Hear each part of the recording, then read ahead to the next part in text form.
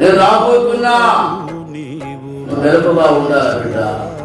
మెలకువాలంటే ప్రార్థన కలిగి బదులాడుకుంటూ ఉండాలి. ఏ వేకువజాములు లేస్తావు, ఏ తెల్లవారుజాములు లేస్తావు, ఏ ఉదయకాలం ముందు లేచి నువ్వు దేవుని బదులాడుకుంటావు, తప్పని ఒప్పుకుంటావు. మన యొక్క అతిక్రమాలను దాచిపెట్టద్దు, వాటిని విడిచిపెట్టు. కుటుంబానికి చాలా, జీవితానికి, కుటుంబం అందరికి క్షేమం కలగబోతుంది. సొమ్మసిల్లక సాగిపోదును సియోను మార్గములో,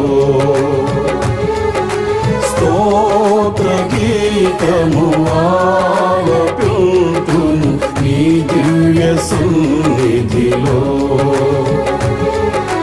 సొమ్మసిల్లక సాగిపోదును సియోను మార్గములో,